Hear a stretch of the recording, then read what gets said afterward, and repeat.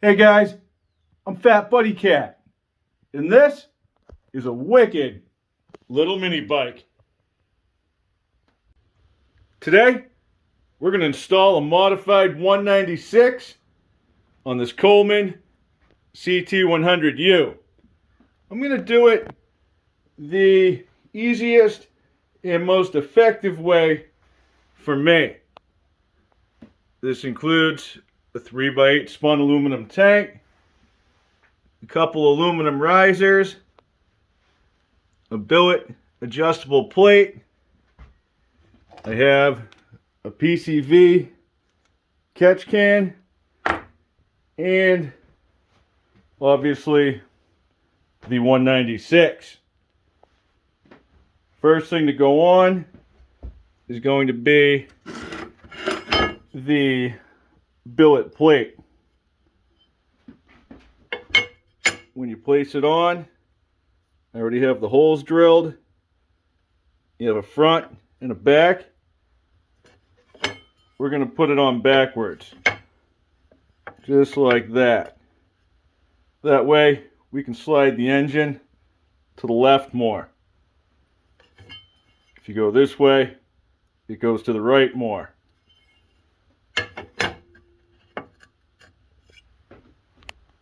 This is going to take 4 short bolts and 2 of the long ones for these risers. These 2 long ones are going to go on first. So one here and one there. Those will be sticking up. And then the 4 short ones will go through, holding the plate down. From the bottom of the billet plate, you can see how I fed the long bolts into the slots. They're now coming through the top like a couple studs. The 4 slots that are in the middle of that billet plate line up with those 4 holes that are on the factory job. I'm going to flip this thing over carefully so I don't lose my studs. I'll line those slots up with those holes, and I'll insert one of these short bolts into each one of them. Once those are in, I'm going to go down below and set some washers and nylock nuts. I'm not going to go tight. I just want to make sure that this plate can't lift off and my studs can't fall out. Here's my nuts and washers from the bottom. They're not all the way tight so that I can still move the plate. Now, I'll take these risers and I'm going to place one on each one of these studs. Next, I'll add the engine, and then I'll feed these bolts up through the bottom. I'll spin it around so you can see it better. Over on the other side, you can see how our slots overhang the factory plate. That's where those bolts are going to go up through. These risers move with those studs on the slots, so they'll also move with the engine. I'm going to scoot these over, I don't know, right about there, and now I'll grab the 196 and I'll place it on top of these 2 studs. Then I'll pull the risers in line so that the bolts can go through the plate, the riser, and then the block itself. I'm just putting a nut and a lock washer on those two studs. They're already coming through. Alright, not tight. That way I can pivot this riser if I have to. It should be lined up. Send a bolt up through here.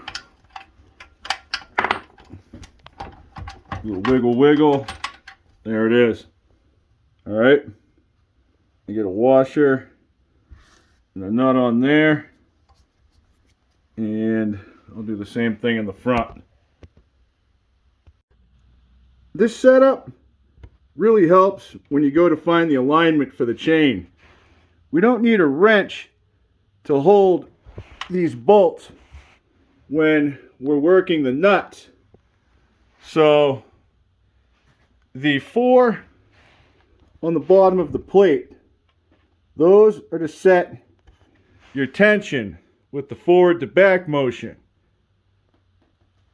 These ones are to do the side to side for the chain alignment. So you can do it separately. Typically what I like to do is get close to my alignment and then pull my tension to where it needs to be. I'll tighten those 4 and then I'll make sure my alignment's perfect, and then I'll go back and I'll tighten these ones. You can see why I use the risers right here. We're in the full back position. Okay? If I move this forward, notice the drain bolt. It clears the frame. It wouldn't if those risers weren't there. I'm not going to be using that drain bolt anyway because I have an extension on the back that makes that job easier. It's all about thinking ahead with this thing. The difficult part? Well, it all depends how you look at it. I can't run a factory tank. I have to run something that is satellite. That is beneficial to a guy like me. My sausage fingers can't leave well enough alone, and I'm always making changes. It's a lot easier to unhook from the tank if it is elsewhere and not sitting on the block. I don't have to fight everything out of the frame. I'll just have to take off these 4 nuts and disconnect my throttle, kill switch, and pull my fuel line and also catch can. Once those are disconnected, the engine comes right out. All these riser things stay in place. I'm running a 3x8 spun aluminum gas tank on a custom mount. It's held on by a series of clamps and a bracket. It's almost impossible to get these clamps on without scratching the frame. So instead of waiting till later, I just went ahead and knocked that out now. I'm over it, so we can just keep moving forward. I tried my best to hide the bolts on the clamps where the tails come up. I just got on them with a series of zip ties. It's really not that bad. It's got some rubber and stuff in between it to keep it from vibrating on the frame. This is all performance. The fuel bung passes through the bottom, and then it meets up with the fuel line. That hits the filter, and then a shut-off valve before it goes over to the carburetor. I just loosened up my number plate so that I could pull my throttle through and route it the same as my brake line and my kill switch.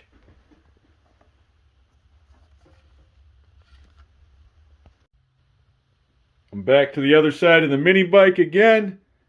I put my starter on. My starter has a Mikuni linkage attached. That has both ends of my throttle cable. One goes into the carburetor, and the other is routed around the front of the frame, so they have this nice loop, and then it goes back up with the kill switch and the brake line, and comes out from behind the number plate. I'm going to snip off all these zip ties, tighten this up. I'll connect my fuel line, and then, what else do they have? Oh yeah, we'll get to that catch can.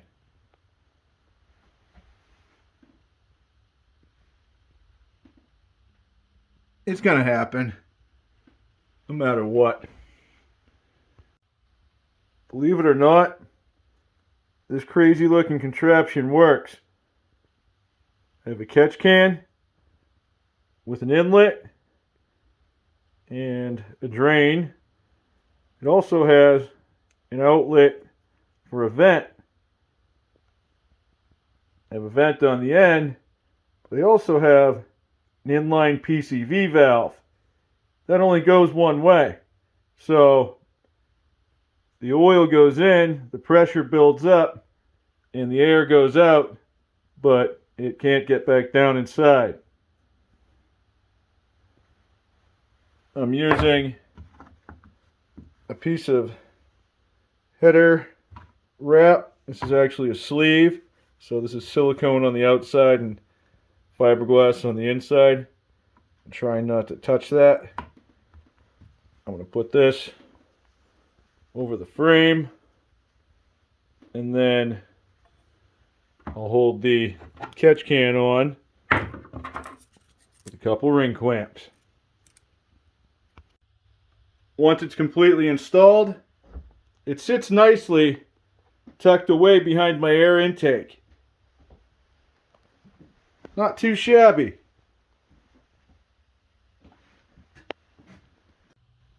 Coming up, we're going to be installing a max torque clutch, an RLV gold chain, and even a brand new tensioner from the one and only Grey Goat Garage. Have a good night, guys. Thanks for watching, and I'll catch you on the next one. I want you to stay.